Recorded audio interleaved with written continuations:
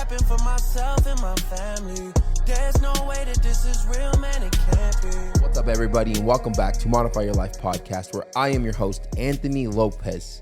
And this on Modify Your Life podcast, where we talk about modify your life mentally, physically, emotionally, and financially.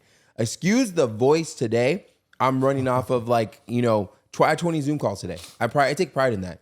I had 20 Zoom calls today. And the funny situation in this podcast that happened is that, did I just completely tongue-tie that? Yeah, I did, huh? It's a rough start, people. Just stay with me in this one. It's going to be a good one, I promise.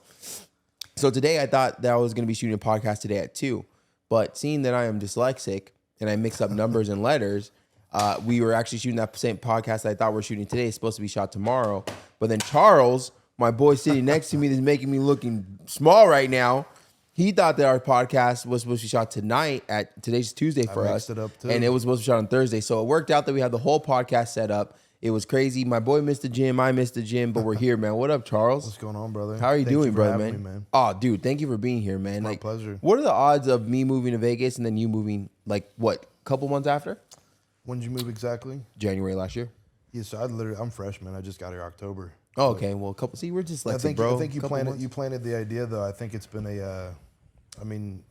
we're in the same industry, similar niches, different niches, whatever. But it's just I feel like everything is moving out here. So it's honestly one of the best decisions I did. I was a little jealous when you came up here and we're talking about the movie. You're like, I haven't been to California since I moved. I'm like, bro, I've been like a million times. But I feel like I've been to California more that I live in Vegas than when I lived in California. I see you there every man. week. Not on this social year. Media. Like last year was insane, man. It was Francine's grandma got sick and then passed away on my birthday. My dad got murdered, and then it was just family stuff. It was like absolutely insane. But we were talking about that, that was just just building the character.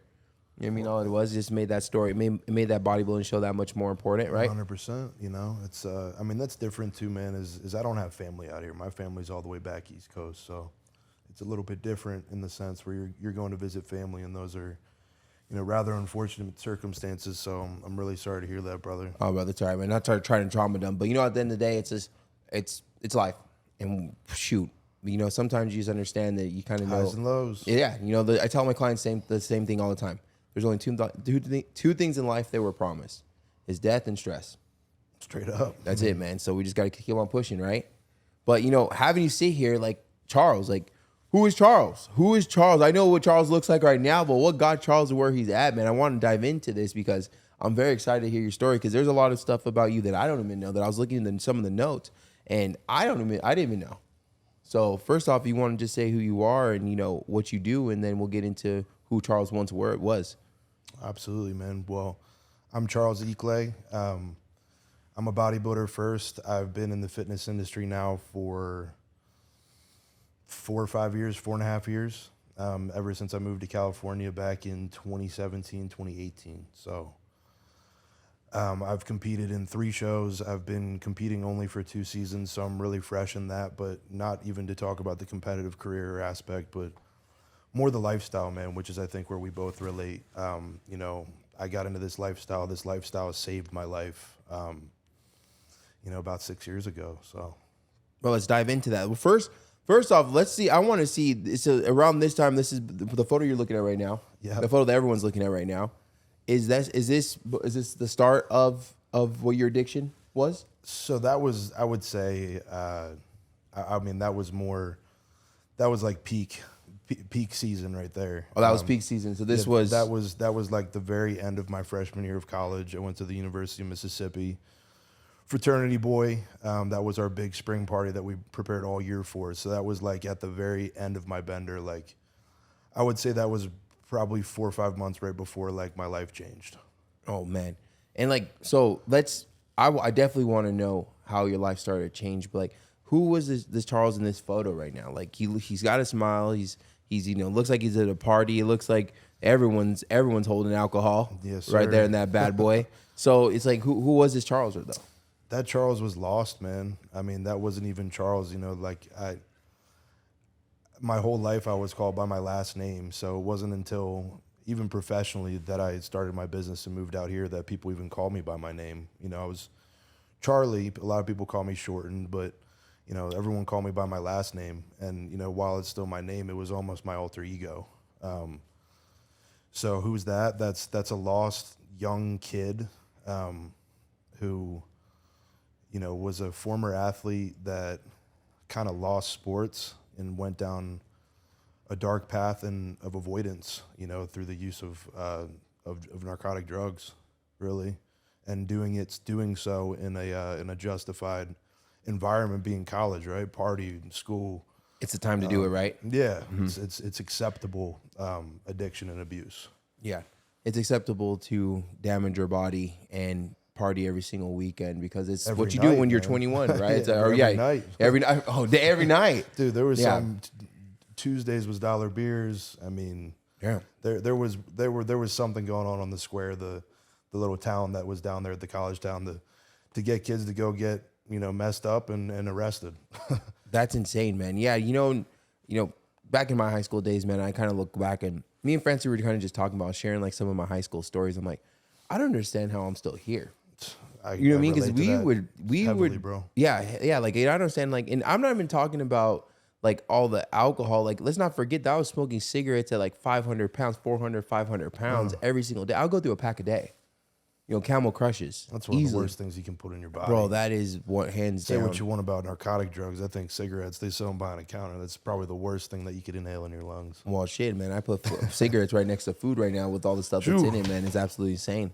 You know, it's absolutely insane.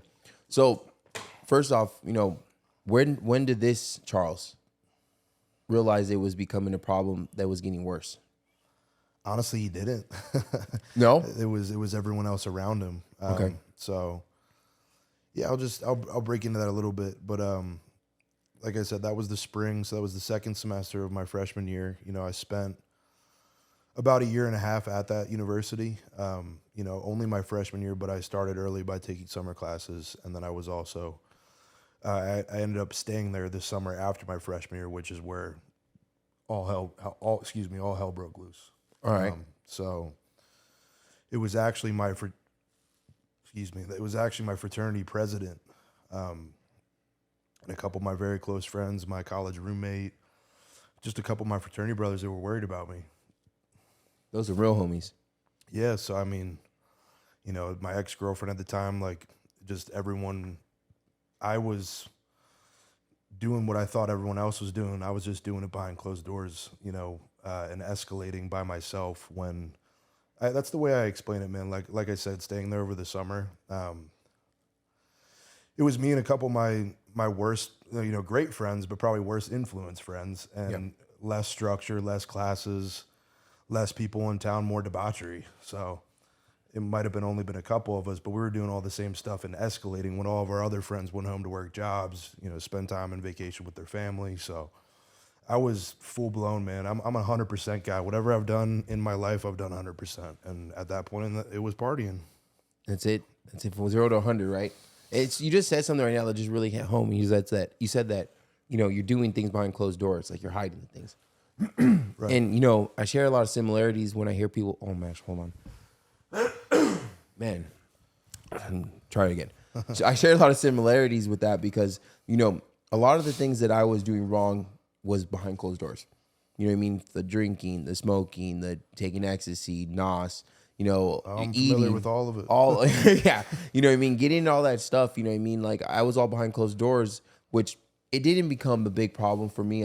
I did, you know, use it conventionally, I guess to say, if that's even the right way to even use it, or if to use it at all. But more of the thing that I kept with me, right, when I started to grow out of that phase was the food.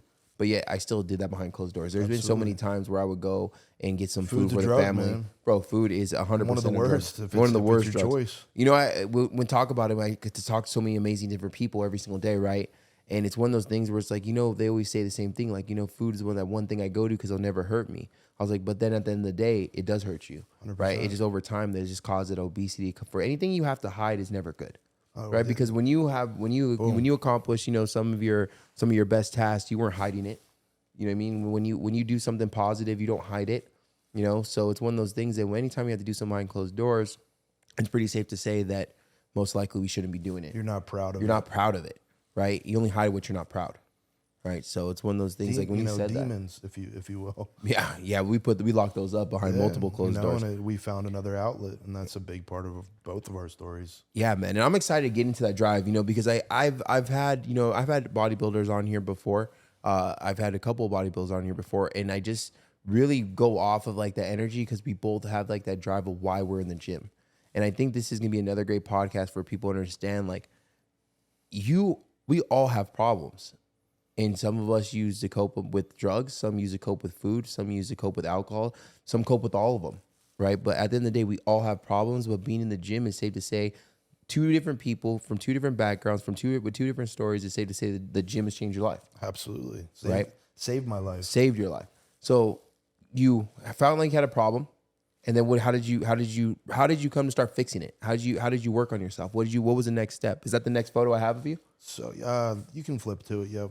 So I mean that's just another side by side, real quick. I mean that's insane too, right there. You look like you just got out of the army right there. That was when I first got to California. I did every single time I went to the barbershop, I was asked that question: "What branch are you in?" My dad just keep it high and tight. So I was getting high and tight for a while. But that was the first time I got in shape. So that side, on the other side, that was actually a little bit deeper than the picture on the previous slide. That was over the summer at my all-time worst. Hold on, I want to stop you real quick. Yeah. Both photos I seen, you didn't describe you didn't describe the Charles I seen in that photo. Both photos you described someone that was lost, that was not in the right place, and yet you had a smile on both of them. Can you kind of get into that? The smile. Yeah, you got a smile on both photos. What's bringing that happiness, right? It's a fake smile, man. That's for sure. It's a suppressed smile. I had to find the word, because I wanted it to be meaningful in the sense that, like we were just talking about, man, that was a guy that wanted to be seen a certain way on the outside, life of the party, that guy. You need something, the guy doing the most, the guy, just that guy, like at the dude. party. Exactly. Dude, it's so insane. It's so insane. And I took pride in that, but it was very fake, and I just didn't know what was actually driving that.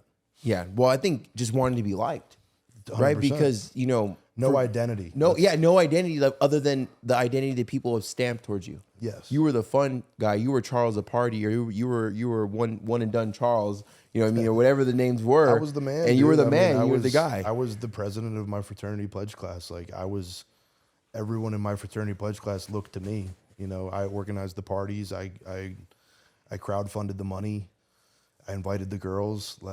It was the lady man. It was a full blown situation. You were, it's so, and just going back and forth with you, right? In high school, that was me, but I didn't have all the looks. But I had the look at me. I got my friends. I got the big ass truck, eight TVs in my truck, lifted. But I didn't, because I didn't want people to know that I was fat. So I had the best parties. I was a DJ, and I just want to fit in. You just wanted to fit in. I didn't want people to know. I didn't want to be funny. I don't want to interrupt you, but it's almost like you find yourself, you're just in the crowd, right? And then these days, how we are, right? How many people do we actually like to be around?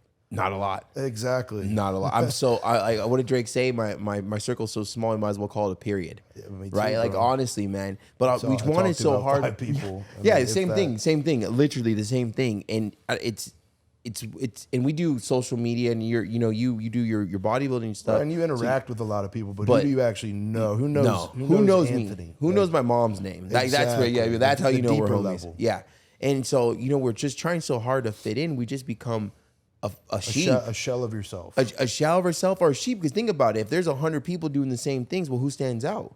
The one that's doing different. Well, who's the one doing different in high school? The ones that are studying, the ones that are taking their life seriously. And unfortunately, in high school, that's not cool to do that. And I think for me, man, or college, or anywhere actually, where it flourished and why college was so escalated and so much worse,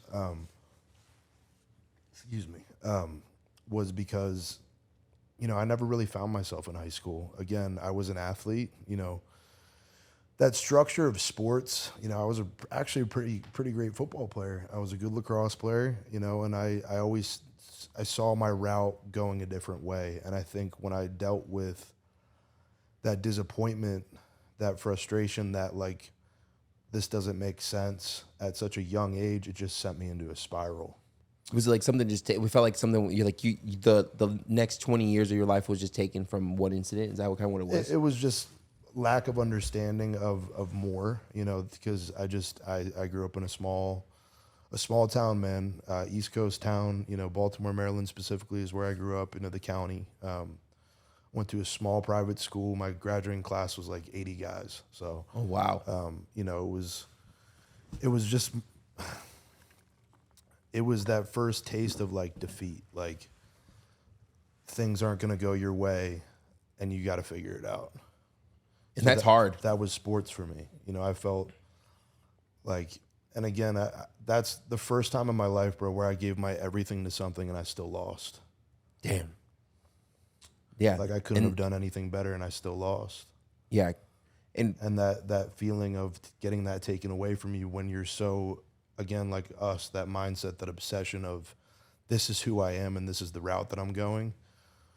It just, again, it sent me into a spiral because I didn't know I talk about identity loss. I again fit in with a label, with a team, or I'm going to go do this and I'm going to go to college like this, like everybody else, you know, again, fitting in with the flock of sheep. Yeah. When in reality, I had no idea what my life was going to take off into and that I was going to be a lone wolf.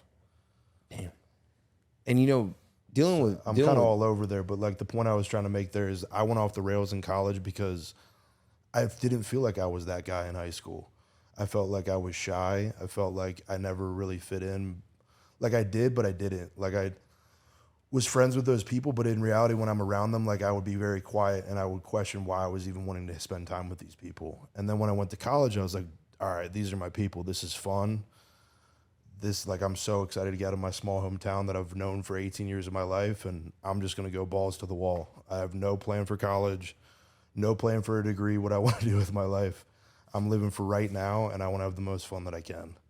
That was sports for me. I lost sports. I put that into partying. I put that into drugs. I put that into my fraternity at the time. So you took that discipline and everything that you love so much, and you put into something that a newfound love, I guess, a partying, a being around, socializing with people that weren't really in the same circle you thought you would be in. But did you feel like that's all you could be in since you lost your sport?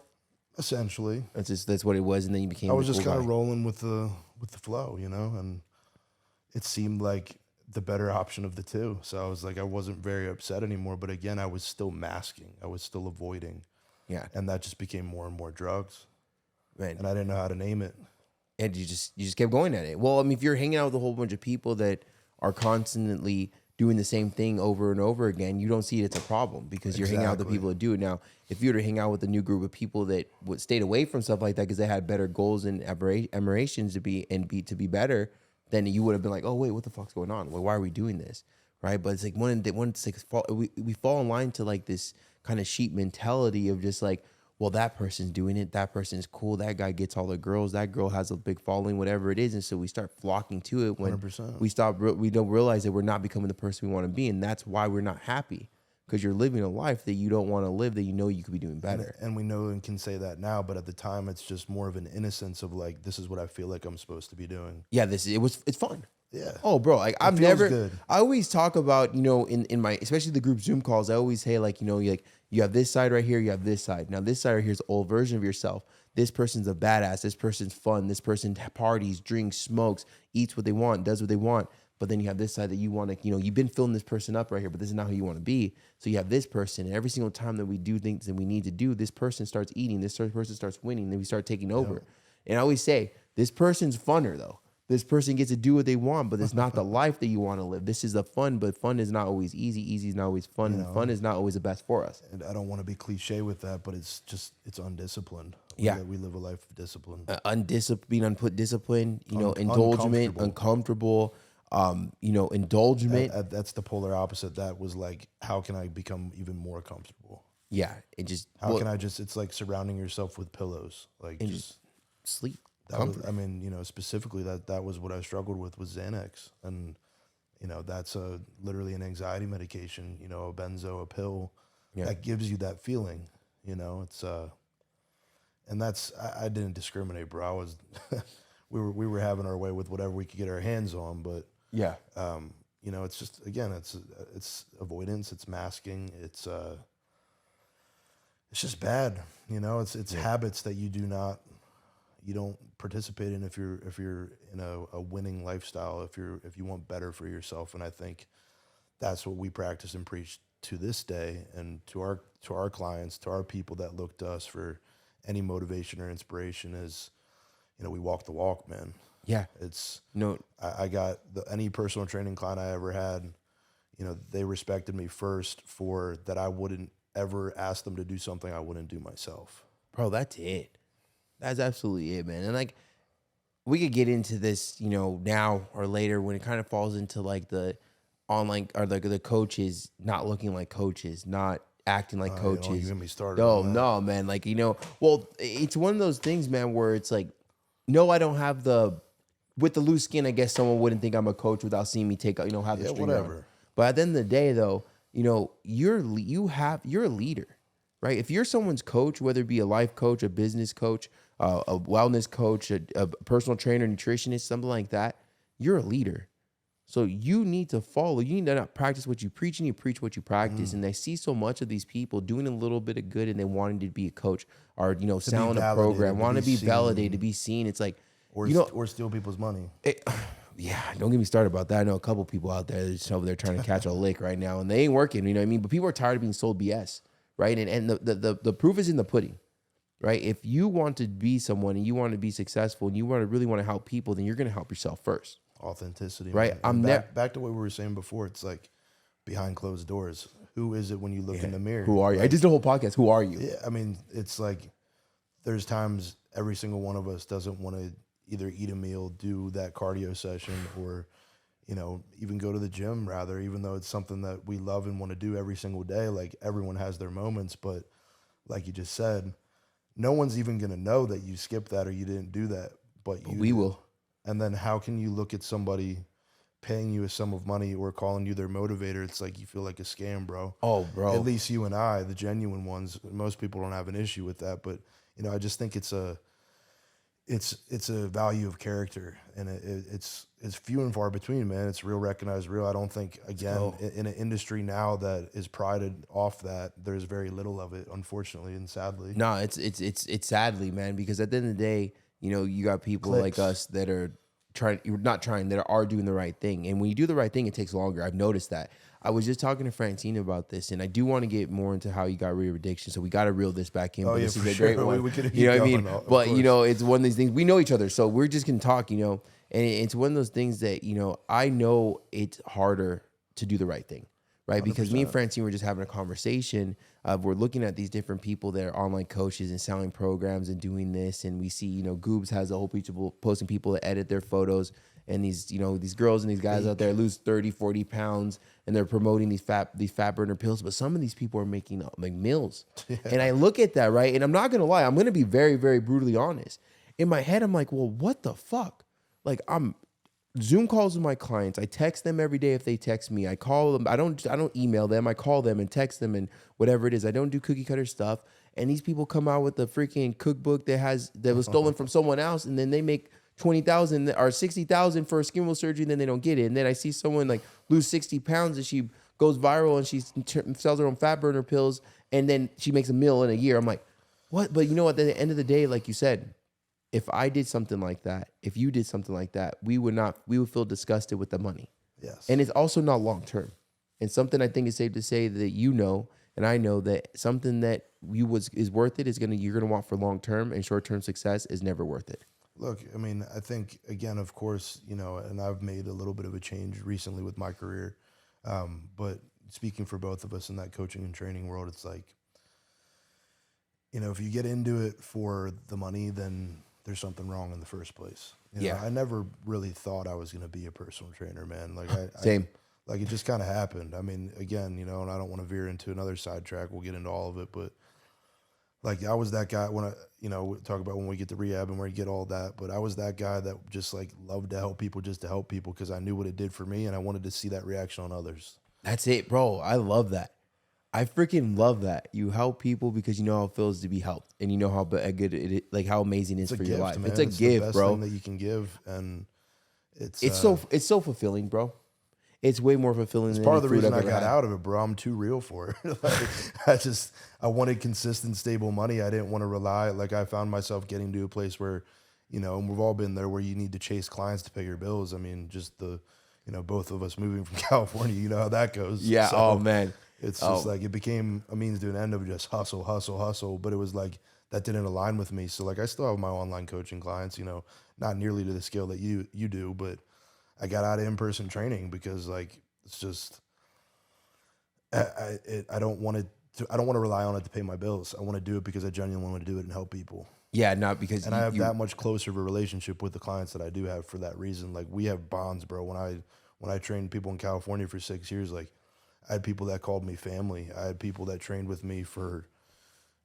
I mean, I don't think I held a client, like, of course, a couple flee, like everyone's got them, they flee and go. But for my like long-standing clients, I mean, a year at least, 2 years, I had some that were trained with me, 3, 4 that trained with me literally until I met left for I met one of Vegas. them. I remember at Revival. Yeah. You introduced me to one of your buddies that you've been training for a minute. He was pretty ripped too. The big guy? Yeah, big dude. Big white guy? I think he's bald, if I remember. But then again, I don't remember what I talking did about the older yesterday. dude. I think it's an older dude. He would always train when you would train, I think. Yeah, that guy. Well, yeah, I mean, that guy had been with me literally. I mean, he trained with me 5 days a week. Bro, Talking about that dude? that guy. Nothing but good Yeah. to say about. Bro, every single time I seen you training, like you were training. I don't. So one thing I like I to make noticed people about you, work, man. Yeah, well, fuck, yeah, And definitely. it's not for everybody, but the ones that loved it, loved No, it. it is for everybody. It is for everybody. It needs to be for everybody. It should be for everybody. We all got to know how it is to leave it all on the table sometimes. You ever get the leg day where you just leave it with one little tear? That one little tear? Yeah, I spotted you a couple times when that you were there, crying on yeah, that leg press. man. I miss that stuff. You already knew because anytime you needed a spot or somebody, you were always coming to me. Yeah, I would go right to you. Yeah, man. And I would willingly leave my personal training session because I wanted to put you through that. I'll be like, bro, man, as soon as you're done, you're like, oh, no, I'm good. He's breaking. Come on, let's go right now. I'm like, fuck, I was trying to take a 2-minute break, but all right, let's go. I'm not going to say no. Like, let's go. Mom and the raise no, you know. But yeah, man, this is definitely a podcast where you just got two dyslexic people talking. I just realized that right now. Francie's over here just kind of like, okay, we're getting back in the story, All right, let's but reel it back in, we'll though. reel it back in. Okay, so Talk about rehab. yeah. So this right here, this is this photo right here. Yeah, that was flip back real quick to that was summer on the left, right? So compare the two real quick. Like you can see it, right? That's it's the same body, just infinitely bigger. So that That looks like your older brother. that was You morphed into your older brother. Bro, that was like I told you I was a football player. I lost. I was on a diet of Xanax and McDonald's in that picture. With a smile on his face.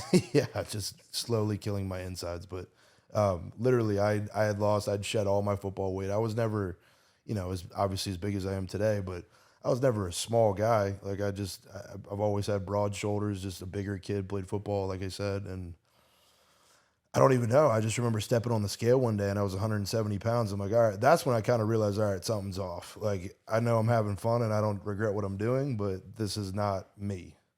So that was probably my all-time worst. I'd already been arrested once in that picture. Bro, in that photo, you do not look like you've ever been in handcuffs. You look like a happy college kid chilling at the beach. Oh man, I should have sent you my mugshots. Oh, you should have sent those. Yeah. That's that good content right there, man. The mug shots, Frankie starts crying sometimes. We see some good views go up. Look, man, I'm as stubborn as they come, and I still am to this day. But I was a stupid kid, and I never thought that I was wrong. Back to and we'll get into the rehab part. Like, it took me a long time to even admit that I had a problem, that I was there in the first place, because I was like, all right, I won't do Xanax anymore. Let me go back to my friends. Let me get back to the scene. But yeah, I just withered myself down to 170 pounds right there. What I was gonna say though, like I was just kind of like a smart ass, Like I got arrested a couple times, and literally, like, if you had the mugshot, I'll show you when we're off, I guess, or whatever. But I was smiling in the picture, bro. Like the cops got me, and I was smiling. Like I was like, screw you, I'm gonna be out in 10 minutes. Like, damn. So I like that. He was I've always confident. had that mindset. Yeah, I just it's wasn't confident. putting it into the right things. Yeah, but so then what got you to get into what got you to go to rehab then? Because obviously you're a smart ass, you don't feel like you need it. You got everything under control. So like what was that turning point from photo left to photo right? I was intervened on, like I told you, by my fraternity, my president, a couple of my close friends, and they were gonna let me kind of do my thing and work my way back in and whatever. But my parents had a different idea. They pulled me out the next day. So, you know, my president had called my father, and my dad. You know it's bad when the president of a college frat calls the dad. Yeah, right. But also a good friend, I guess, in a way. I mean, but like you just said, it's like the president of the dumbasses of the partiers is calling a tell on somebody. So it's clearly things were going the wrong direction. I'll just leave it at that. But yeah. My dad pulled me out. I went home to my family, and they sent me to a detox in Southern Maryland like the next day. And I was just kind of like, I mean, it was like solitary confinement, bro. It was a real slap in the face wake up call. Which is you and your demons, huh? Yeah, like how the fuck did, how did I end up here? Oh, you cuss. You're good. Yeah, like how the fuck did I end up here? Like how, like you said, you look in the mirror, how'd this happen? Fuck, man. Like, I mean, I was That's just, a hard pill to swallow, too. yeah, Man. That is at 18, 19 years old, you know? Yeah. I mean, or I just about to turn 20, and then I had this realization. I'm like, man, I did myself out early. You know, because I was even worse in high school, and that, well, not worse, but it projected into college. It was like, I did my partying from like, I see grown men 35 years older doing what I was doing at 15 to 20 years old, you know? Oh, you wasted no time. I had been there, done that. I like to joke and say I lived my 4 years of college in a year and a half, you know? Damn. And I ended up there, and my dad came to visit me a couple of times. They're like, what are we going to do with him? And they sent me to one of the best rehabs in the country. I went all the way out to Utah. And that's where the new Charles started to evolve? That's where I finally started to break out of my stubborn shell a little bit. Yeah, so was rehab one and done? Yes. Wow, so you are one and done, Charles. No, yeah, man. I mean, I never, that's what I'm saying to you. I'm stubborn as they come. Like, and again, I've gotten better with it as I've gotten older. And again, I like, part of me, it's trauma, man. I mean, I know like it's great to talk about it, but there's parts of me that block it out a little bit, you know? Oh, yeah. Not even block it out, but it's nice to revisit it and talk about it in this setting with you, because it's like we get so just buried in who we're trying to become and all the things we're doing on a daily basis that you forget where you came from. Yeah, we forget why we started that path, right? And that was just a confused kid that, you know, there was another plan for me. And yeah. Meanwhile, I thought my life was over. Little did I know it was just beginning. Bro, damn, man, mine's dropping. I hope you're listening, man. This guy, he talks so mellow, but he's dropping some golden nuggets over here, man. You know what I mean? But no, I love to hear, because, you know, people think that their life is over when they're at their version of rock bottom. Yeah. Right? But it's so like cheesy. You said, one and done, right? Yeah, so one and done. That was what I was the point I was trying to make there is, I was a smart ass, man. Like, I never identified as an addict. I never once said I was a drug addict. I just believed that I was a kid that had very bad, I will call myself a drug abuser. But I'm telling you, as soon as I wanted to drop that shit, I didn't think about it. I dropped it. The first day I was in rehab, I felt like I woke up from a hangover. I'm like, all right, I'm never doing that again. Can you send me back to college? Clearly that wasn't the right idea. But I knew that I'd taken it too far, and I knew I didn't want to do it anymore. You know, So you're already done. There were certain things I didn't want to let go of, you know, simpler things. I never even really liked to drink, bro. That's why I did drugs in the first place. I hated drinking alcohol. Like, you know, weed was another thing. That was one that I struggled to let go of. But I never wanted to do hard drugs again. You know, my sobriety date would be, I mean, I don't really celebrate it, you know, it's important to know it, but, you know, it was literally when I got pulled out of school. I didn't do hard drugs ever since that day. That was August, probably like August 20th, 2017. And that's stubborn where you said, I'd say I'm done. Yeah. One and done, Charles. And so who's this Charles on the right? So that's kind of flip-flop. So go to the next slide real quick again. This one? This one. So, oh, okay. Because that's the right side is after this. So this is actually when I first got to California. I'd been in California for a little bit. Let me just say those kicks are kind of fly. Those are Metcons, bro. Oh man, I like those bad boys. Yeah, that's big 20-year-old Charles that had no idea about nutrition, but knew he just wanted to get big. Yeah, you can see the guy's freaking. What are you right there? I was probably 230. 230 with the freaking 6 foot 230 with a V line, bro, man. Yeah. Jeez, man. Must be nice. I was eating Raisin Canes and 80% ground turkey. Oh, tubes. not the Raisin Cane. Bro, why is Raisin Canes always come up in my podcast? You know I don't like Raisin Canes, right? I think that place is talked about that. Yeah, I think that place is just trash. Funny, bro, because the first person that I really hung out with out of rehab was he was a power lifter, and we were both in sobriety, and he was tatted head to toe. We didn't look right walking next to each other. He was a good friend of mine, you know. But he was the one who kind of got me on that, like on our weak body part days. We didn't even train together, but he would just randomly call me, like we would just get canes like once or twice a week. It was either canes or In-N-Out. Mine's In-N-Out. I'm about to get In-N-Out today. I got upper body today, so I'm gonna grab some In-N-Out and go to town. Yes, sir. In the gym. Yeah, and then In-N-Out too. That's been. I like bulking. Yeah, that's been my freaking my refeed meal for like the last 2 years. You know, getting into the who Charles is today, when I think of Charles, I think of you sitting down, eating the fucking biggest bowl of cereal with protein milk. That's how you met me. That's how I met you, bro. And like forever, it's just embedded. Like I can literally close my eyes and see Revival, you sitting down, freaking eating your bowl of cereal with a big ass sweatshirt on. In that baby chair. In the little baby chair, bro. The little side table, bro. You just look, you just like, man, it looked like Bowser, Mario Kart, like, bro. I'll never forget that, bro. Like I literally can, and I can't envision a lot of things, which is very weird. But that I just picture, like that's Charles. Just hot as shit in the summer, like yeah, sweating but eating this big. I've never, bro. When I seen that, I was like, if that's what bodybuilding is, bro, I should have been signed up years ago. Right. You know what I mean? Bulk master. Now, how do we cut? Eating cereal. You know what I mean? Dude, I mean, you know, that's a whole nother topic we could veer into. But I have a coach now that I've worked with for 2 years that has finally been able to tame the beast and get me in a great place. And what I mean by that is like I just have a wacky metabolism, man. You know, I have to eat a ton of food.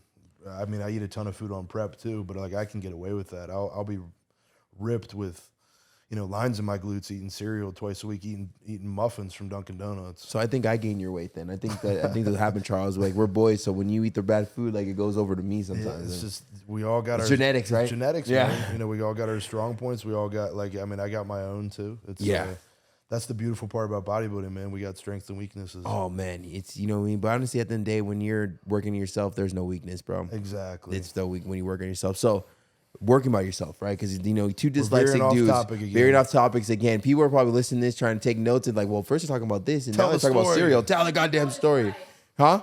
That noodle is fried. Just don't try to keep up with this one. You know, this is like six mini podcasts in one right now, right? I'm running off fumes of sleep too, man. Oh, bro. I'm right there with you. I didn't. So, like I said, how the mix-up happened, right? Is that we were supposed to shoot a podcast, right? So I drink like half of my pre-workout. That's why I called you. So I'm freaking like I'm partially wired, but then I'm like, well, damn, I also need to work out. So, but should I drink it this late at night because I got to go to sleep by 11? So you know, what I mean, my brain's everywhere right now. But we're getting into it. So. This guy right here, we go back to that photo. So that was me lifting for probably like 6 months, dude. That's like, you know, it's not just side by side of that last picture. Like, again, I was in the summer in college in that other picture. Then I went to rehab probably 3 months later. And then it was in Utah that I really started to like just eat, not even really go to the gym. But they only took us 2 places, man. So just to get out of that place, that was part of the reason I started going to the gym. I'm like, get me out of here. Tired of that. So like, when did you start falling in love with it? I started eating. You know, I had this friend in rehab. He just kind of like, he egged me on to go to the gym. And ironically, he ended up cutting me out because he didn't agree with bodybuilding down the line. He thought it was unhealthy. So it's that's a whole nother story. He got you in the gym though. He did his part. Yeah, and my father, man. My father, like from a young age, always he was known as Big Keith. You know, that's my dad. Like his name's Keith. Is he 6'2"? Yeah, he's as tall as me. He's starting to shrink. You know, but it happens, man. He's half his body is his chest, man. And he scared the shit out of me when I was younger. I mean, still does. Like that'll never change. I'm topping probably 40, 50 pounds on him now, but he still kicked my ass, you know? Oh, no one messes with that old man strength, yeah, bro. But he's huge, dude. I mean, he used to bench press 500-600 pounds for a single, like, and he didn't even power lift. So no way. Yeah, he used to bench press me. That's my genetics, bro. It's like I knew already that I had that inside of me. So I was like, I knew my dad didn't do anything. I just use him as an example, but I knew all the men in my family, like they were just big without even trying. So how about I try this and see what I can do? And then So you started getting nutrition. I had no idea what I was doing. In Well, that here, picture, right bro. here, though, you could just see like the shoulders and the chest. You got the V lines, and so going to this next photo, I believe is going to be what we're getting into. This is your first show. That was my first competition ever. Yep. And so before we get into the stage, there's a bit of time. I was between gonna those say, what did you learn about yourself from starting to fall in love with the gym to deciding that you want to step on stage? Because you said it earlier. You go 0 to 100, and that is drug addiction, right? Rehab to stepping on stage, healthy, right? Probably mentally and physically.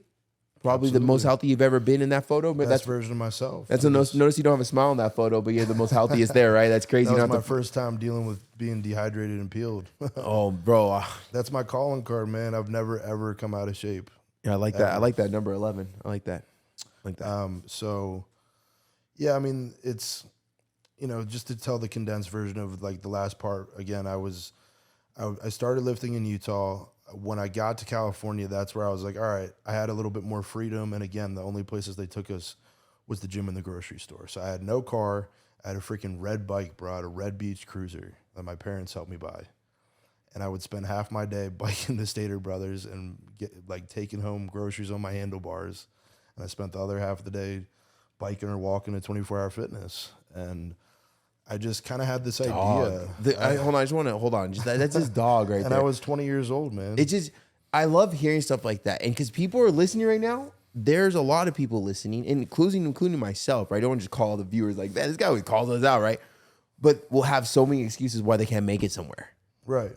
But they have a car, they have Uber, they have enough money to Uber, whatever it is. For sure. They have enough to go all the money in the weekend. Take but it you're for over here granted. taking a beach cruiser to the gym. And I just love that story because that's how much fight you had before you even knew how much fight you were gonna have. Well, like you said, brother, I mean, it's kind of like I credit myself for that too, and it's something, my character, that I'm very proud of, and something that I discovered in myself through that self-discovery process and that confinement where I just was forced with my thoughts. All I could do was, I had no phone. When I was in actual confinement, bro, I had no phone. All I could do was journal and read books. I read like 13 books that year, bro. I just wanted to challenge myself. I remember I picked up It by Stephen King because it was the biggest book in the library, just because I wanted to fucking do it. I had no interest in the book, The stubborn side of you, like It's even the just the biggest thing in the challenge. 0 It's to the 100, challenge. big dog. And, I'm getting sidetracked again, but it's like, that was the confinement.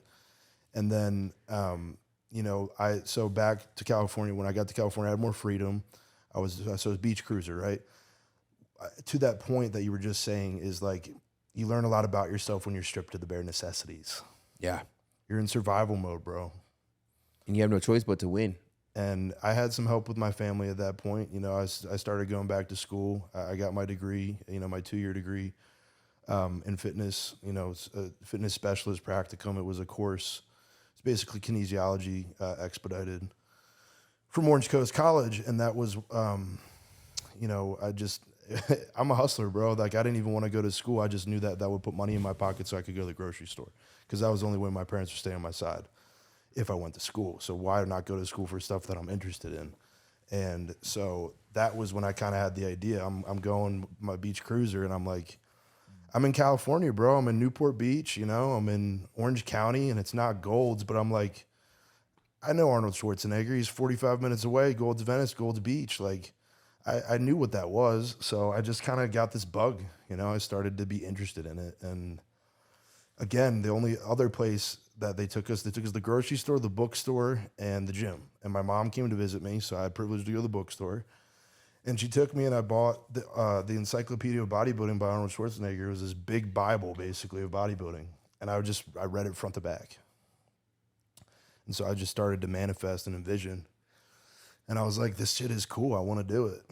And I started addressing myself that way. I told everybody, like, I'm going to be a bodybuilder. And then that idea came to light was, again, I tailed the nitty-gritty details because it's very important to the story. Is like, when I finally got more privileges, I was living in a sober living. So I would pretty much graduated to the point where all I had to do was pee in a cup. So I lived with I lived with a couple guys. As long as I passed drug tests, I could come and go as I please. And, I had to be home by a certain time. So I didn't do anything. All I did was go to the gym. But yeah, I met this guy, man. He was the other guy who planned it. It was a progression. This guy, it was an older gentleman. just came up to me in the gym, man, after I got this bug inside of me about bodybuilding. He was like, "Hey, kid," I was wearing a stringer. You know, I was like in that picture last, and I was just kind of doing what I liked. I had no idea how to train. I was just doing all this shoulder and chest stuff. So he came up to me and he was like, "Hey, kid, you ever thought about bodybuilding? I think you'd be pretty good at it." And I never forget that, bro. And I always tell that part of the story, but he just hyped me up, man. He was like, "You're going to kill this." He gave me so much attention. And that's what like made me fall in love with the process of having a coach and like pushing yourself, training. And like, then I became that person for other people. But again, it was all a means to an end because it was to pay my way so I could do what I wanted to do. Yeah. And that was bodybuild. And so that guy planted that bug in me. And, you know, I'll expedite through this part, but basically we trained together for probably 6 months, 8 months, and then he had to move. He was actually in the sobriety circles as well. So I was like, you know what? I'm in this shit now. I want to keep doing it. So I got to find a real coach. So I found one of the private gyms in California, self-made training facility, the one in Costa Mesa. Yeah. So I started to go over there, and that was my first like introduction about being around, you know, private trainers, competitors, bodybuilders. I was like, this shit's pretty cool. You know? That place, yeah, just being around bodybuilders. I became friends with is Joey. insane. That's where I met Joey Swole initially. Oh, Joey Swole. Right. So I was That like, guy's you awesome. know, I'm just use him as an example. I mean, I'm like the same guys I used to watch on YouTube, you know, when I first got this bug of like, I'd moved to California, I knew no one, bro. I didn't even have a car at that point. I'm watching these videos, I'm reading these books. I'm watching guys on the TV. I'm watching Charles Glass at Venice Beach. I'm watching, you know, I'm watching Joey, and like then I'm manifesting this as I'm going, bro. Like now Joey's a great friend of mine. Yeah. You know? That Now, guy's Charles awesome. Glass Shout out to trained me Joey for Swole. my first prep. Like it's like I turned this literally into my life. You manifested while doing what though? While working towards it, right? 'Cause I Exactly. feel like that's one thing that's always missed about this manifestation. Like I believe in that Well, too. not missing a box, bro. And I take Yeah. pride in that because in the 6 years, well, competing for 2, but the 4 or 5 years that I've like really seriously been training and eating, I can proudly say I've never missed a meal. I've never you don't look I've like it, never big missed a dog. training session. Like, and that's what I pride myself on, man. I do everything 100%, and I check all the boxes, and it's not for everybody, but I choose to be that rigid person because it's just who I like to be, and it's who I like. Again, when I was a personal trainer, it was like it gave me that power and that authority, you know, where I enjoyed, you know, teaching, and the way people looked at me, the impact that I had on people. I got off on that feeling. Yeah, man. Because you put in the work, and there's no better teacher than someone's put in the work, not the person that read a book. You put in the work. You didn't read the book And on how we're to put in veering the off work. again. Oh yeah, well, we'll do it all day, bro. We will definitely do all day. But no, I like that stuff though, because you know, you had to go through everything you went through to get to where you're at today, and to be the best coach you are online or in house now. You're not doing the personal training more, but you know, I mean you were for a very Well, I long do that time. in my new career too. So I mean, I work in hormones now. I work at a hormone clinic. I'm a patient care specialist. So you know, I help people in a different way. I help people with their wellness, and it's like it's very similar but different to what I was doing before with personal training. Like I'm still having that impact on people's lives and making them feel better and helping them reach their goals. Yeah, man. And it's all to do with health, man. It all has to do with health. That's the main reason why we did this. You started going to the gym because you had to get your mental health and your physical health in line. Yep. Same thing for me. I started going to the gym. I started working out. I started becoming a better person because I need to get my mental and physical health in order. Right? Going to the gym is safe to say that it changed both of our lives, and it continues to change our lives every single day. We push it because we have stressful lives. There's a lot that we go through. People out here listening to the podcast, there's a lot that they go through. And by being able to go somewhere and to be able to let it all out and be able to do something that's going to let it out and then make you feel good, right? Not let it out in the kitchen, not let it out indulging or binge eating. Like let it out when you're actually putting in the work. Yes, sir. And you leave feeling so much better. Fulfilled. Fulfillment. Like that pours into our cups, right? And to like listen to your story and your trials and tribulations of what you've had to go through to get to where just this one photo, because we got more photos to even get to. Yeah, that's just you know, version but 1, man. At That's the the tip. no, that is for sure just a tip. And like this guy's already been through so much looking at this photo. Yeah, You know what I man. mean? So like before we get into the next version of Charles, right? What would you tell the version of Charles right here that you know that you look at this photo that we're all looking right I now? love this, man. It's really cool to go through each individual slide because, like you said, you're very very aware, man. Your attention to detail here, you know, you're talking about the face, the features, the feelings behind it, you know. You can see I'm dead ass serious right there. That was prejudging the very first time I stepped out under the lights ever. You know, that was in that moment specifically, there's a lot of shock, there's a lot of excitement, there's a lot of anxiety, there's a lot of doubt. You know, I was in a weird part of my life at that point. I was like almost like I lived in California for probably like 3 years at that point. It was like halfway through my, like 3.5. It was like halfway through my stay, you know. Again, just to give that timeline perspective, like I basically spent 2.5, 3 years growing to do my first show where I cut down into this, which I was about 215 on, like 215 or 217 on stage right there, you know, bone peeled. So it was like the first time I actually got in shape, you know, like stage shape for a show. And it was kind of like I was shedding the skin of my old life and, you know, feeling the blessings of what was going to become my life, but still very far from the goal. So there was a lot of excitement and a sense of achievement even in that moment, but there was also a lot of like, damn, I thought I was good, I got to work harder. And then there was also a sense of like, I still hadn't found my relationships at that point, man. You know, I was just kind of confused again. I was just almost a kid at that point still. I mean, I'm 23 in that picture. So, or maybe I just turned 24. But again, you know, I'm fresh into new life. Like I got into this bodybuilding stuff very fast and I was very good at it naturally, but just the relationships that I went through to that point of like getting into the sport and having coaches and having girlfriends and having people that I train with, you know, some of those people are still around and some of them have a different role in my life. Some of them I don't talk to at all. Some have cut me out completely. Some I've chosen to cut out. Some have ghosted me, you know, no communication at all. People that I considered very close to me that were a big part of that process of me getting there mentally. So there's a lot of excitement about me individually in that picture, but honestly, my life was very confusing at that point. Damn, you'll never be able to see that in a photo, right? Like, you know what I mean? And True. I love this. I love this. I feature. keep it real, man. You know, No, I like that, man. No, it's so impactful. You know, it's so impactful. it's not all sunshine and that. rainbows, bro. I had a new life. It was great, but it was like, you know, this is deeper than bodybuilding. No. This is self-mastery, the self-improvement. This is a young Charles that, you know, moved into his first apartment ever where he didn't have a roommate and he was paying $2,500 in rent. That was trying to keep a roof over his head every month. And still eat through a show. And still bodybuild competitively, buy all the supplements, all the food, pay a coach, pay for training. You know, I just, again, and I attribute it to God, man. Like I just continue to make it happen. Like There it is. It just never really, I like to say my life doesn't make sense. And I didn't know how to name it at that point, but I've always been blessed, man.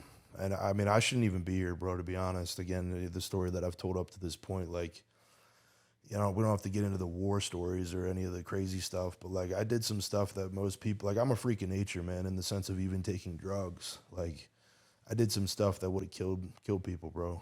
Like You had a different plan. There's a different plan. With for no you. food, exactly. So there was something bigger, there was something deeper, there was something that I kept and I'm still gravitating towards, and that's why I just picked up and fled my life to Las Vegas. Like there's a higher calling for me, and I deal with tribulations of life, but like I just know that this is what I'm supposed to do. Yeah, you have that gut feeling when you're doing the right thing because you feel at peace. I know this is my purpose. Yeah, you feel at peace. And I'm not saying at peace is easy. I'm just saying you feel good at what you're doing. You know you're doing the right moves. Like you feel comfortable in a sense of not being like comfortable like as a stagnant, but like comfortable as like you know that what you're doing that's what you got to do. Even though it's hard work, you just have to do it. Exactly. You know That's what I mean? when I kind of fell in love with my purpose, and I was like, all right, this is what I signed up for. It's expensive as shit. It's this, it's that, but I'm going to make it happen.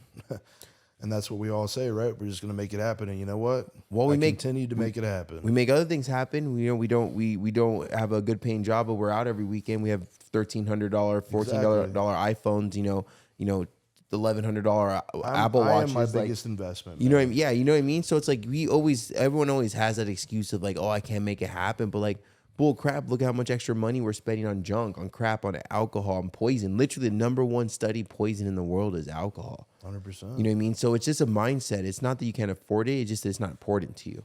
Right now, going out and hanging out with your friends are important. Buying the new iPhone, those new Jordans are important. I was nickel You know and what I mean? diamond, man. I was sending all my money to rent each month. And you're making it happen. And no, you probably weren't comfortable. I was okay when I was at my peak training. Like I was doing pretty well, but you know the economy switched it up for everybody. So that was kind of. I never planned to stay in California, man. But like, I was doing pretty good in that picture. Like as far as finances, I made more money when I was younger, even than when I first just moved. So it was like. Yeah, I mean, And did you? that expedited me out of California for sure. I didn't think I was going to stay there, but like that's what kind of moved me out faster. Got you out faster. Yeah. So did you? I think I place should the have show? moved when you did. Yeah, I ended up getting 5th there. Yeah, 5th. You know, in a very Was it the one at Anaheim Convention Center? That was the Cal State 2022. That was, I mean, bro, our lineup was crazy. I would imagine because everything was closed 2020 and 2021. Yeah. So 2022, like that's like people had 2 years of prepping, of building, so there was probably a big lineup there. Oh, I mean, it's one of the most competitive shows in the regional circuit in California. The guy who ended up winning that show, a good friend of mine, he won the USA title this past year.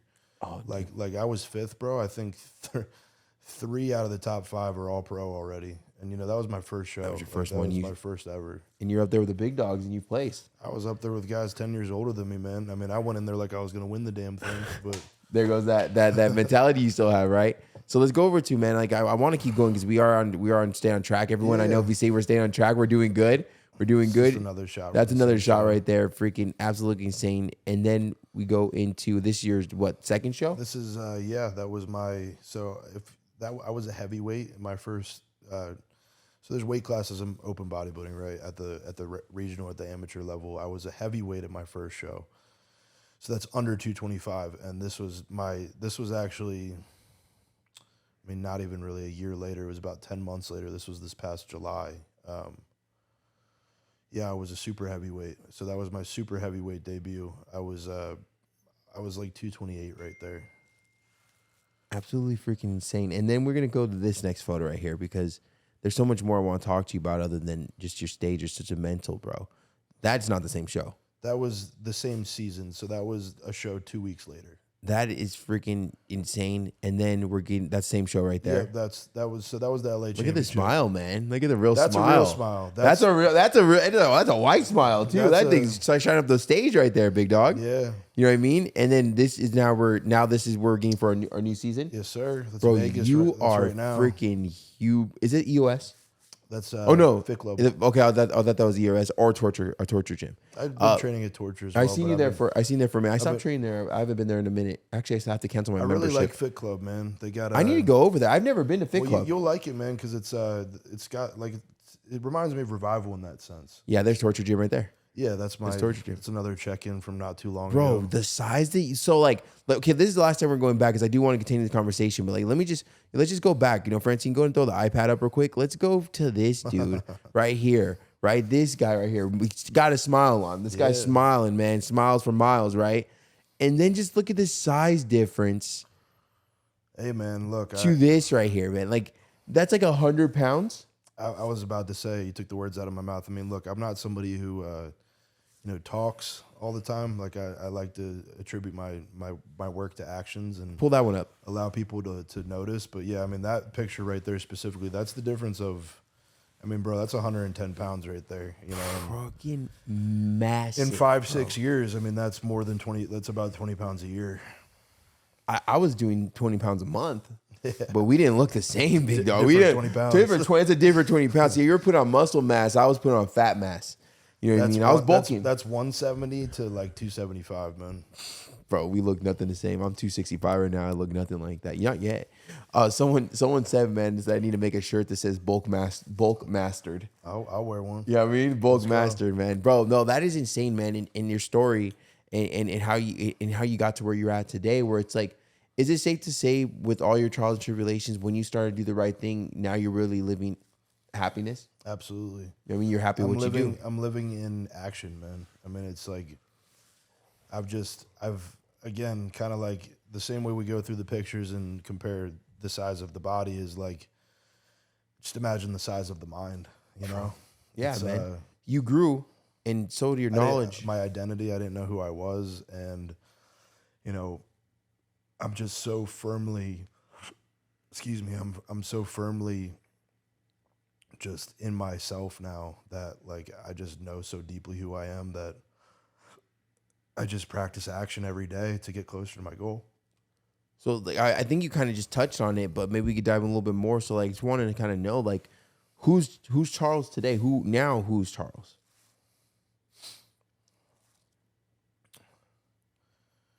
Charles is an authentic, real, genuine leader. You know, I say that my strongest muscle is my mind, my brain. You know, and it's played against me even in that sense. I'm a thinker, but you know, I'm so deeply rooted in this goal that, you know, I am so much more than just a bodybuilder, right? But I am very much tied to that. That's why like I made my Instagram name when I first like made the verge of like, and I was in shame, bro. I was embarrassed. Like I'm like, oh, my people from back home are gonna see this. Like they might not like what I'm doing, but I changed my name. It was Charlie Clay. And I switched his Instagram up right here. I switched it to Sickle Bodybuilding. You know, that's my first name, Cikle Bodybuilding. And the reason I've never even changed it this day is because bodybuilding is a part of me, man.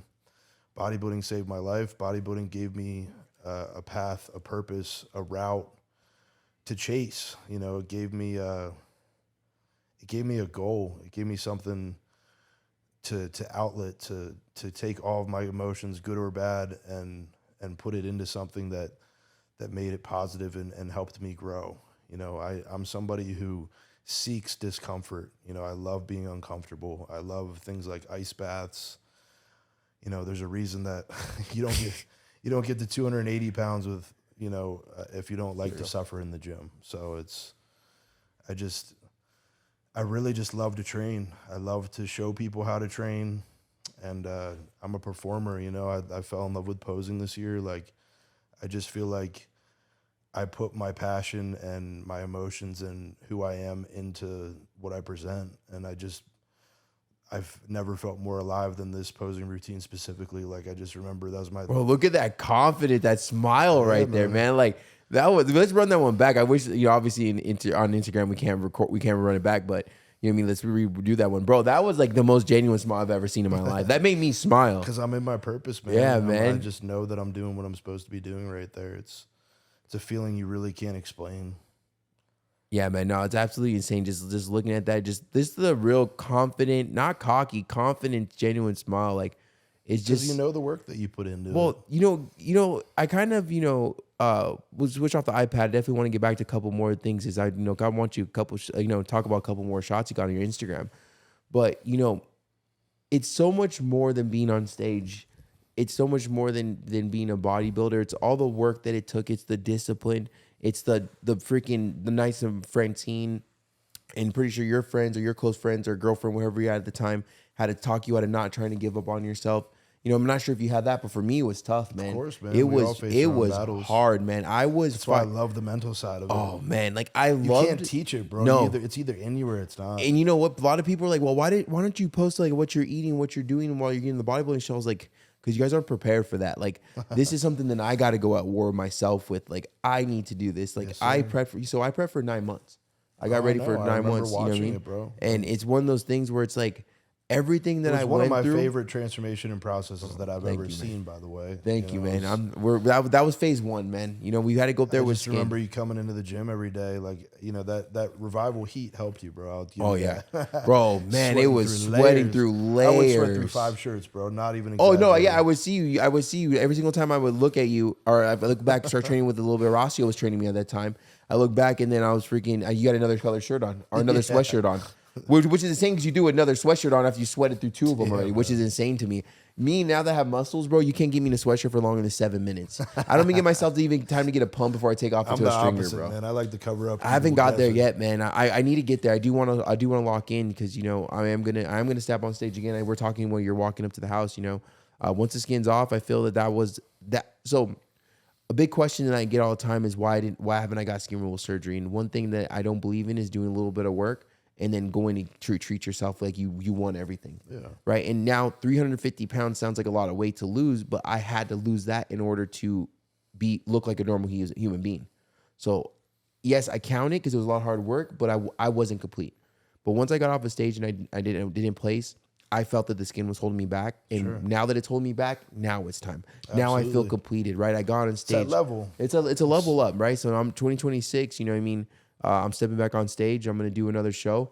I'm not sure if I'm going to do transformation or do men's physique. I'm not sure. I mean, obviously, I'll probably be 50 pounds down. So I think it's the least you could lose and get beyond there. But I'm going to do it again because I don't mind losing at all. It's part of the lesson. It's placing, bro. But I want to go back and I want being better. I want the challenge again, man. I do want to go back. I feel that there's more I could do this time. I feel like there's a better build I could bring. I feel I know more about my body, and on top of that, all my skin's gonna be gone. Boom. So 3 surgeries. I'll be down for a year. I won't be ready till 2026, and then I'll probably start training and then maybe do the show in October 2026. But you know what I mean? All fall into place how it's supposed to. It's going to fall into place. And you know what I was leading to. I cannot wait to see that, bro. I can't wait to see what you do this year, man. Thank you, bro. Because you know, at the end of the day, though, you know, every single one of these, you know, these poses, these smiles, these routines, you know, that we're showing. I think we showed that one already. Like, I'm pretty sure every single one of these, you know, these things aren't just you getting on stage for a minute and posing. It's everything you had to do just to get there. You know what I mean? So people are so scared to put in the work because they're scared of a little pushback. So what would you tell to someone out there that's scared to just start their journey and just to become the best version of their self?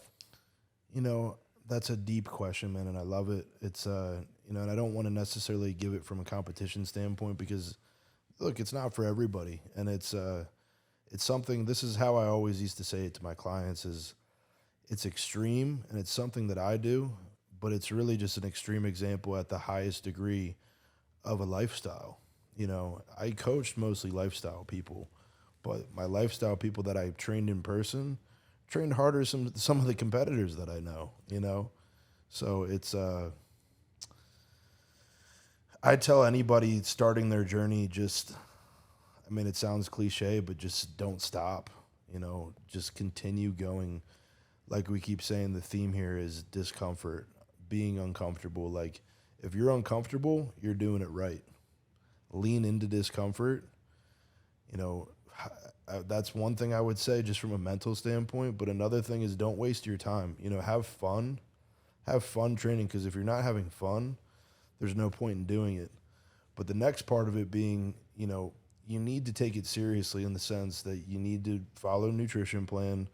You need to get behind somebody. You need to hire somebody that can show you the right way, because you can really screw yourself up doing this from a food standpoint, from a supplement standpoint, really anything. So just, you know, having proper guidance, whether it's the guy at the nutrition store or a coach that you're paying out of pocket, and somebody like my man Anthony right here, somebody that can lead you and get you to your goal.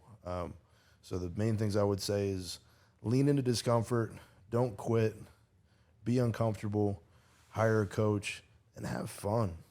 Let's go, man. More than anything, have fun. Let's go, man. Bro, honestly, I have to be honest. Well, I didn't know what to expect because, you know, we talk in the gym and stuff like that, but this is our first time hanging out since you moved to Vegas. We just kind of keep missing each other. The way you articulate your story and the way that you talk to everyone listening, including myself, I guarantee there's a couple of clips in here where I'm just staring at you listening. Like I forgot like who the hell runs this podcast for a second. You know, I just like listening because it's the way you tell your story is just, it's pure, man. And you just know that you're in a good place now. And the way that you kind of paint that picture, it just kind of makes everyone feel like they're right next to you while you're riding that beach cruiser. Right? Or you're going through this, or we're showing the photos. Like, I think it's one of the best things I've ever did for this podcast is that now we will actually put some photos, because I noticed when I was putting the photos, you're actually talking in the moment of probably what you're feeling or going through. And I love that, man. Like I absolutely love it, man. And I'm so happy that I got to get you on here. I definitely would love to get you back on here once you do maybe your 2024 show. Yes, sir. Right? We got a show this year? We're trying to figure it out, man. I think. Yeah, I was gonna say I didn't even ask if you were doing a show this year. That is the goal. I mean, I'm at this point now where I do need to qualify to go do a national show. You know, I'm at that next point of I'm gonna get on a national stage when I'm ready. Okay. You know, and I think I'm closer to that than. It really depends how I come down this time. So again, I just listen to my coach. He leads the way for me. I believe he wants to put me on stage. We're going to make the decision, the final call, some point this spring, late spring. But, you know, as heavy and as big and as lean as I am right now, we want to hold it. We want to solidify it. And I don't see why I probably wouldn't do a show near the end of the year. So if I do one this year, it will probably be November. And, you know, if I do my national debut, then it would be probably December after that show. But honestly, what I'm thinking now is I'll probably compete at the end of this year, do the regional, you know, qualify, and then my big goal, the one that I'm putting in my head now, is I want to do the USAs in 2025. So that would be not this upcoming summer, but a whole year. Whole year. So to qualify, you know, come down, get sensitive again, rebound again, and take the rest of the year to do my national debut at the USAs. And I think that I'll be competitive at that point. Let's go, man. Well, I can't be there to support. I can't wait to be there to support you, bro. Because I'll be at your show for sure. Absolutely, man. Yeah, man. Because you gave me nothing We're out but here in Vegas support. now, Yeah, boy. we're in Vegas now. You gave me nothing but support. I think you were one of the first people I told you I was going to do a show, and just a nonstop support. Always let me know if I had questions. Let you to hit you up, and I really appreciate that, man. It goes a long way. And beyond proud of you where you're at today and what you've accomplished and all the shit you've went through, bro, just made you a fucking monster, bro. So it was amazing having you on the podcast. It was amazing hearing your story. We definitely, I cannot wait to get you back to see what you accomplished this year, man. It's nothing but love, brother. I appreciate you having me. I just knew this is exactly how it would go because great minds, when you and I get going, man, even those times we just talk to the gym, we just go. Just go. It didn't stop. I lost a pump. You know what I mean? But, you know, it just really, it's passion. It's really passion, man. Like, you know, like we could start a whole nother damn podcast right now, right? I was about to end the podcast. I go for, yeah, you know what I mean? It's what my girlfriend would say different about me, but, you know what I mean? Whatever. But I guess talking, I'm good though. But I talk.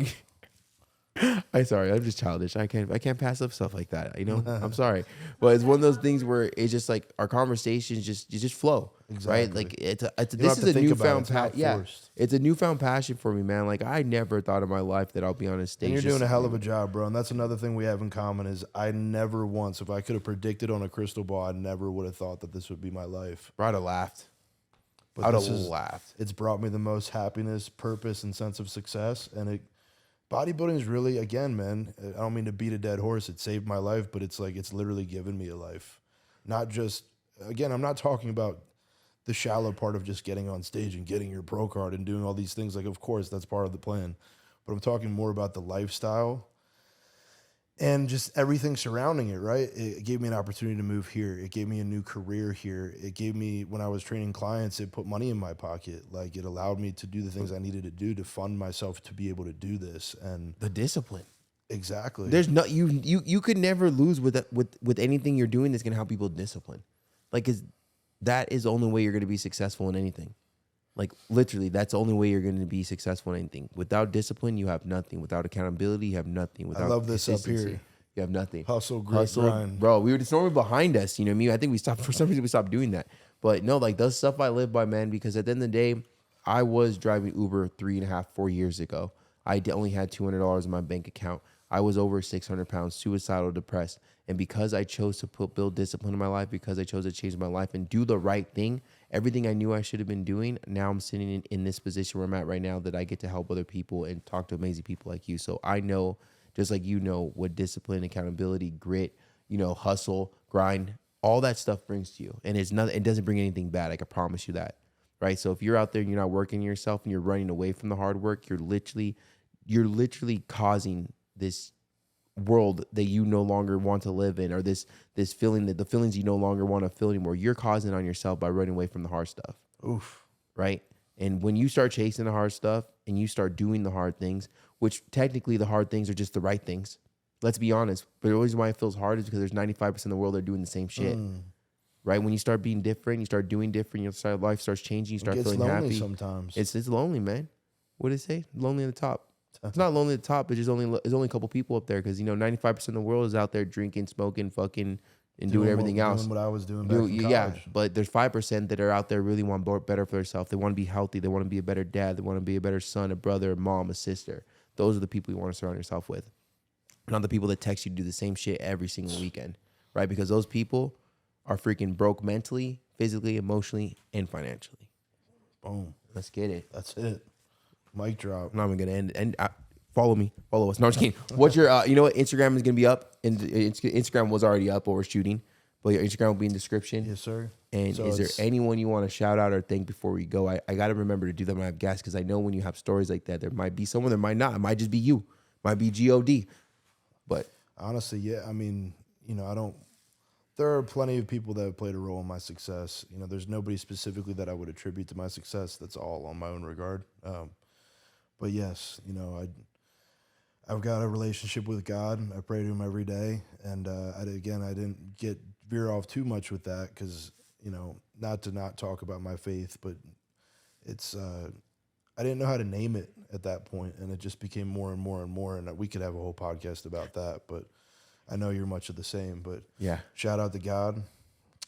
And I would say the one other person who's been with me through it all, I would say shout out. You met him, my best friend Mike. A revival? Yep. Oh, okay, yeah. My old training partner. We've been through thick and thin, and we've seen each other through, the better half of the last 3 years, everything, breakups, financial problems, shows, preps. It's like he's the only person that we're always checking up on each other, and I just don't have many of those. So, I'm going to shout out one person, it would be him. Oh, that's not a friend, though. That's family. That's brother, yes. Let's go, man. Well, let's go. I can't wait to have you back, and I can't wait to see what you accomplish this year, big dog. That's Modify Your Life podcast. Yes, if you sir. liked it, share it, like it, comment it. If you hated us, do the same stuff, too. Put a comment, thumbs up if you hate us. Put a thumbs up if you hate us. No, I'm just kidding. Hope this brought value to everyone because I know it brought value to everyone, right? If you listen to this, I don't know how long we're filming for, and you didn't get any type of value at all, then you need to go back and re-listen and stop scrolling on Instagram. I gotta give one more shout out because I'm not giving him enough credit, but my coach as well. My coach AJ Sims. He's AJ. He's built me from the ground up. Another AJ, but he's helped me with my relationship with God. He's turned me into the monster, the beast that I am, and he's also just guided me mentally, and taken me on the journey of the last 2 years and into the next part, which is going to be the most interesting and most fun. I can't wait to see it, bro. Because you guys can't see right now. Like, you see him on video, but this guy is freaking big. I'm not 6 foot, guys. I know you guys think everyone thinks on social media I'm 6 foot. I'm not. Like, this guy's massive, and I can't wait to see the man. Hopefully one day I catch up to you. I'm not doing too bad. I'm gonna Photoshop this photo we take right here, and then I'm just damn. See, you threw me this guy. No, man, let's go, man. Well, once again, man, 3rd, 4th time ending this podcast. I love your story, bro. I can't wait to go back and look at this and just look at my face. I'm like, we'll watch it 100 times. Yeah. I was like just staring, just like, well, bro, like just the way you explained it, man. I felt like I was sitting next to you. I felt like I was on the pegs of your fucking bike while you're getting this stuff done. But hard work is just so vivid, it's addicting, man. It's so vivid. It's addicting to listen to people's hard work, bro. Like honestly, it is because I know how hard it is. Like I know how hard it is, bro. You've been there in your own way. Yeah, in our own version of rock bottoms, right? Very, very different, but very, very similar. And you never want to go there again. Hell no. I don't ever want, bro. I'd rather have 17 leg days in a row than ever go back to something. Look, we all have our days, man, but it's just a blessing to know that the worst is behind you. That's it. And when you're at the bottom, the only way you can go is up. Straight up. All this happened for myself and my family. So we'll get it back. There's no way that this is real, man. It can't be.